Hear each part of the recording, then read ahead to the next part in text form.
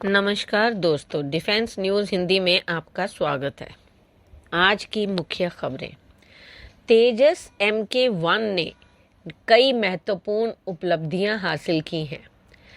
तेजस MK1 ने कई महत्वपूर्ण उपलब्धियां हासिल की हैं, जैसे कि भारतीय नौसेना के विमान वाहक पोत पर सफल लैंडिंग, अस्त्र मिसाइल का सफल परीक्षण और भारतीय वायुसेना में पहला उत्पादन श्रृंखला का तेजस MK1A का सफल परीक्षण उड़ाना। तेजस कार्यक्रम ने भारत की रक्षा निर्माण क्षमता को बढ़ाया है और इसे भविष्य के उन्नत विमानों जैसे तेजस MK1B और एमका के लिए एक आधार के रूप में देखा जाता है। तेजस MK की कुछ प्रमुख उपलब्धियां हैं, जैसे कि नौसैनिक संस्करण की सफल लैंडिंग। तेजस के नौसैनिक संस्करण ने भारतीय नौसेना के विमान वाहक पोत INS विक्रमादित्य पर पहली बार उतरकर भारत को विमान वाहक पोत पर विमान उतारने के सक्षम देशों के समूह में शामिल कर दिया है। तेजस MK1 ने सफल रूप से अस्त्र मिसाइल का परीक्षण किया, जिसने हवा में उड़ते लक्ष्य को नष्ट कर दिया और मिसाइल की सीधे सीधे मार करने की क्षमता का प्रदर्शन किया। HAL ने पहला उत्पादन श्रृंखला का तेजस MK1A फाइटर जेट सफलतापूर्वक उड़ाया, जो भारत की स्वदेशी फाइटर जेट बनाने की क्षमता में एक बड़ी उपलब्धि है। तेजस MK1 की तैनाती से भारतीय वायुसेना के 2 सक्रिय स्क्वाड्रन बन गए हैं, जिससे वायुसेना की परिचालन क्षमता बढ़ी है। तेजस MK1 ने कार्यक्रम ने भारत की स्वदेशी रक्षा निर्माण क्षमता को बढ़ाया है, जिससे लगभग 500 भारतीय कंपनियां शामिल हैं। यह स्वदेशीकरण और आत्मनिर्भरता को बढ़ावा देता है। अगला, DRDO ड्रोन खतरे से निपटने के लिए ड्रोन माउंटेड उच्च शक्ति माइक्रोवेव हथियार विकसित कर रहा है। भारत का DRDO ड्रोन खतरों से निपटने के लिए ड्रोन माउंटेड उच्च शक्ति माइक्रोवेव हथियार का विकसित कर रहा है, क्योंकि इन हथियारों का उद्देश्य लक्ष्यों को भौतिक रूप से नष्ट करने की बजाय उनकी इलेक्ट्रॉनिक प्रणालियों को बाधित या निष्क्रिय करना है। DRDO भविष्य की चुनौतियों से निपटने के लिए भारत की निर्देशित ऊर्जा हथियारों की क्षमताओं को मजबूत करने के लिए तकनीक पर जोर दे रहा है। ड्रोन खतरों से निपटने के लिए उच्च शक्ति माइक्रोवेव तकनीक यानी HPM पर काम कर रहा है। इन हथियारों का उद्देश्य भौतिक विनाश की बजाय ड्रोन के इलेक्ट्रॉनिक सिस्टम को बाधित करना है। ड्रोन, मिसाइल और अन्य मानव रहित प्रणालियों से उत्पन्न बढ़ते खतरों का मुकाबला करना। यह पहला भारत को भविष्य की स्टार वॉर्स जैसी क्षमताओं से लैस करने के लिए हाई एनर्जी माइक्रोवेव और इलेक्ट्रोमैग्नेटिक पल्स जैसे हथियारों के क्षेत्र में काम करने के DRDO के व्यापक प्रयासों का हिस्सा है। अगला, 6वीं पीढ़ी के इंजन पर GTRE की रणनीति। गैस टरबाइन रिसर्च एस्टेब्लिशमेंट ने एमका फाइटर जेट के लिए 6ठी पीढ़ी के इंजन बनाने के लिए एक रणनीतिक योजना बनाई है। यह इंजन भारतीय वायुसेना की शक्ति को कई गुना बढ़ाएगा और भारत को रक्षा प्रौद्योगिकी में आत्मनिर्भरता हासिल करने में मदद करेगा। यह कदम भारतीय वायुसेना के लिए एक महत्वपूर्ण छलांग होगी। इसमें तकनीकी उन्नति जो है वो क्या है, उसके बारे में जान लेते हैं। GTRE ने 6ठी पीढ़ी के फाइटर जेट इंजन के विकास पर ध्यान केंद्रित किया है, जो भारतीय वायुसेना की भविष्य की जरूरतों को पूरा करेगा। यह योजना रक्षा के क्षेत्र में भारत की आत्मनिर्भरता की दिशा में एक बड़ा कदम है, जिससे भारत टेक्नोलॉजी खरीदार से एक निर्माता और विक्रेता बनेगा। इस इंजन को एमका फाइटर जेट के लिए विकसित किया जा रहा है, जिससे विमानों को और अधिक शक्तिशाली बनाया जा सके।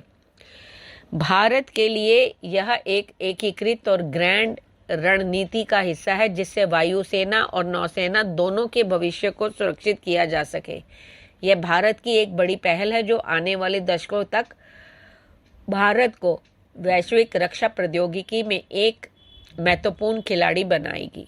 अगला, हिंदुस्तान एरोनॉटिक्स लिमिटेड और जनरल इलेक्ट्रिक के बीच एक महत्वपूर्ण समझौता।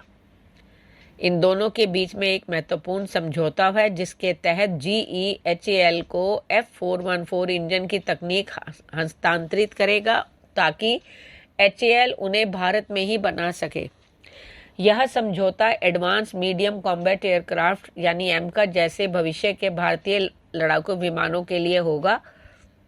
इस सौदे से भारत को उन्नत जेट इंजनों का स्वदेशी निर्माण करने में मदद मिलेगी और रक्षा क्षेत्र में आत्मनिर्भरता बढ़ेगी। इस सौदे में 80% तक प्रौद्योगिकी हस्तांतरण शामिल है, जो भारतीय रक्षा उद्योग के लिए एक बड़ा कदम है। यह इंजन HAL के तेजस MK2 और एमका जैसे अगली पीढ़ी के लड़ाकू विमानों के लिए होंगे। यह समझौता भारत को आयात पर निर्भरता कम करके रक्षा क्षेत्र में अधिक आत्मनिर्भर बनने में मदद करेगा।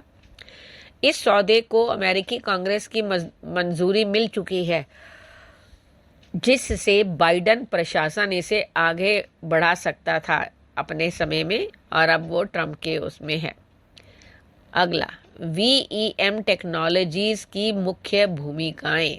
हैदराबाद की VEM technologies advance medium combat aircraft कार्यक्रम में समग्र मॉड्यूल असेंबली और एकीकरण के निर्माण में एक महत्वपूर्ण भूमिका निभाएगी। खासकर कॉकपिट के साथ सामने का धड़, मध्य और पिछला धड़ तथा बाएं और दाएं दोनों पंखों का निर्माण करेगी। यह कंपनी एमका मेन फ्रेम के निर्माण में शामिल रही है और अपनी क्षमताओं का विस्तार कर रही है। एमका के विभिन्न महत्वपूर्ण हिस्सों, जैसे मैंने अभी बताया कि सामने का धड़, मध्य और पिछला धड़ और पंखों का निर्माण करेगी। इन भागों को बनाने के लिए कंपनी विशेष ग्रेड एल्युमिनियम, स्टील मिश्र धातु और कंपोजिट का उपयोग कर रही है। कंपनी इन निर्मित भागों को एक साथ जोड़ने यानी फ्यूज करने और एकीकृत करने का भी काम करेगी। VEM टेक्नोलॉजीज ने एरोनॉटिकल डेवलपमेंट एजेंसी की देखरेख में पहला एमका मेन फ्रेम तैयार करने में मदद की है, जिसमें सटीकता सुनिश्चित करने के लिए एक समर्पित असेंबली लाइन का इस्तेमाल किया गया था। VEM टेक्नोलॉजीज ने अपनी क्षमताओं का विस्तार करते हुए एमका कार्यक्रम में अपनी भागीदारी को गहरा किया है। VEM टेक्नोलॉजीज हैदराबाद स्थित एक एरोस्पेस और रक्षा कंपनी है। यह कंपनी भारत के महत्वाकांक्षी 5वीं पीढ़ी के स्टेल्थ फाइटर प्रोजेक्ट एमका में निजी क्षेत्र की एक प्रमुख खिलाड़ी है। अगला, सिंधु नदी पर भारत की योजनाएं। भारत ने हाल ही में सिंधु जल संधि को स्थगित कर दिया है और पाकिस्तान भेजे जाने वाले सिंधु नदी के पानी को नियंत्रित करने के लिए बांधों की क्षमता बढ़ाने की योजना बना रहा है। यह कदम पहलगाम हमले के बाद राष्ट्रीय सुरक्षा के जवाब में उठाया गया है और इसका उद्देश्य पाकिस्तान को पानी के प्रवाह को रोककर रणनीतिक संदेश देना है। भारत सिंधु बेसिन की पश्चिमी नदियों पर जल भंडारण के लिए बड़े बांध बनाने की योजना बना रहा है। इसका जल भंडारण क्षमता को बढ़ाया जाएगा। पश्चिमी नदियों पर पानी को डाइवर्ट करने के लिए नहरें भी बनाई जाएंगी। वुलर झील के पास रुकी हुई तुलबुल बांध परियोजना पर भी काम शुरू किया जा सकता है। 23 अप्रैल 2025 को पहलगाम हमले के बाद से ही भारत ने सिंधु जल संधि को स्थगित कर दिया। इस कदम को पाकिस्तान पर राज्य प्रायोजित आतंकवाद को बढ़ावा देने का आरोप लगाते हुए भारत की ओर से एक रणनीतिक जवाब माना जा रहा है। अगला, गुडलक इंडिया और ब्रह्मोस एरोस्पेस का संबंध।